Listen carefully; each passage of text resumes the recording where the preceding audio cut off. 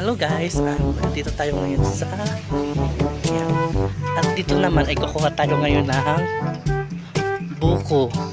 So papunta natin sa Uncle Jaime kasi ay kukuha kami ng buko.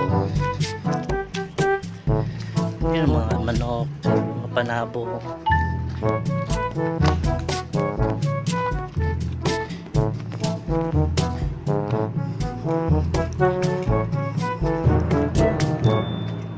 So ayun na nga, nag-aayos na si Uncle Jaime ng kukuha kami ng buko. Ayan. Nasira yung pangkuwit namin. At ito yung nakuha naming buko, matanda na siya.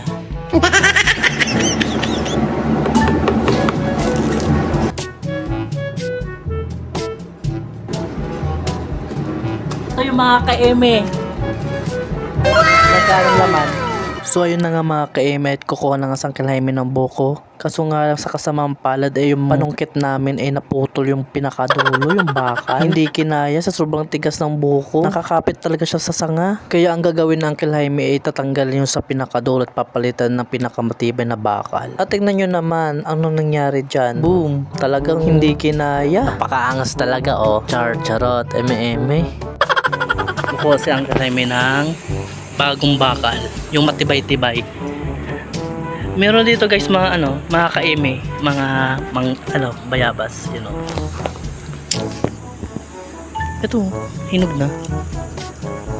Ay, hinog na. Ay, sisira na nga eh.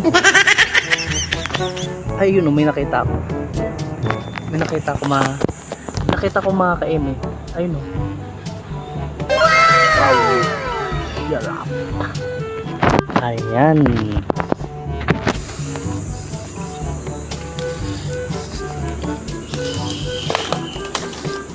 Ayan yung buko namin. Kuha kami ng buko. So ayun na nga mga ka-eme, nakabalik na nga sa Uncle Jaime at agad niyang pinalitan ng mas matibay na bakal. So ayun na nga mga ka-eme, pinalitan na agad ng Uncle Jaime kasi kinakagat na kami ng lamok dito sa likod. Marami nga palang lamok dito kasi tag-ulan. So ayun na nga mga ka-eme at naayos na nga ni Uncle Jaime yung panungkit. Tapos ako, kinukuha ko na rin yung mga laman ng buko. Kasi nga po gagawa kami ng buko juice. Ay napakasarap ay talaga nga sa sobrang sarap ay wala nga makakapigil. Adupay pa ang buko. So ayun na nga mga ka-eme at naayos na nga yung panungkit namin. Kukuha na agad kami ng buko. At sinusungkit-sungkit na nga ni Uncle Jaime. Ayun na, malapit na. Yun. Yun. Muntik na. Muntik na matamaan. Ayun na. Try natin kung may laman. Hindi naman to. Kaso lang. Ako, ganun din, no? Parang parehas. So yun na nga mga ka-eme, binuksan na nga ng Uncle Jaime. Titignan nga namin yung laman kung matanda na ba to o bata pa. Pag senior na kasi yung buko ang hirap kainin. Napakatigas.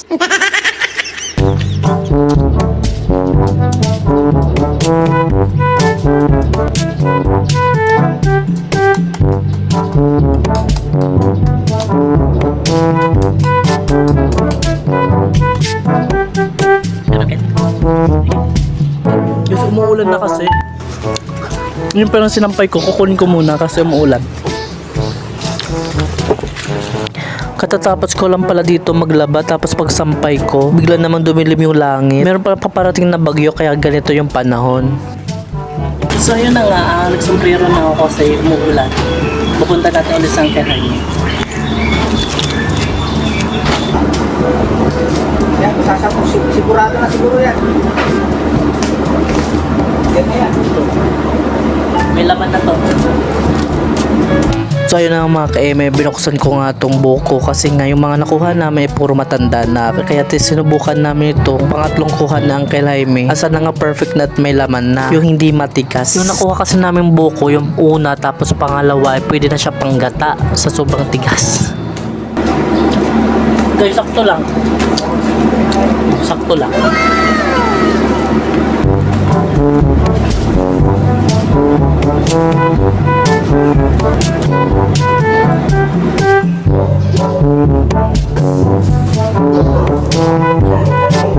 Ang dumalo.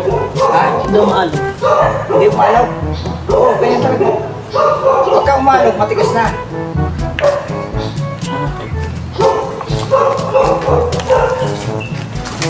Ibig sabihin maraming sabaw, hindi siya natunog eh.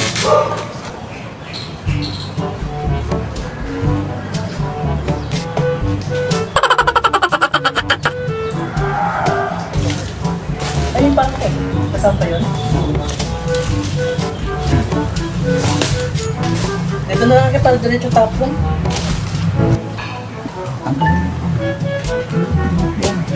Doon. Doon pala.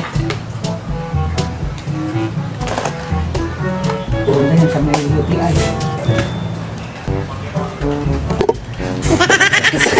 Papanood ka na ang sa YouTube. Tapos ka sa YouTube.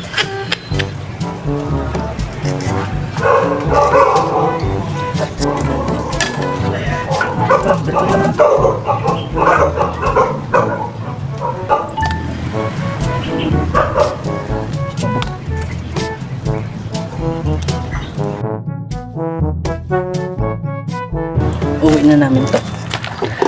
Dito na yun sa sunod na linggo. Let's go.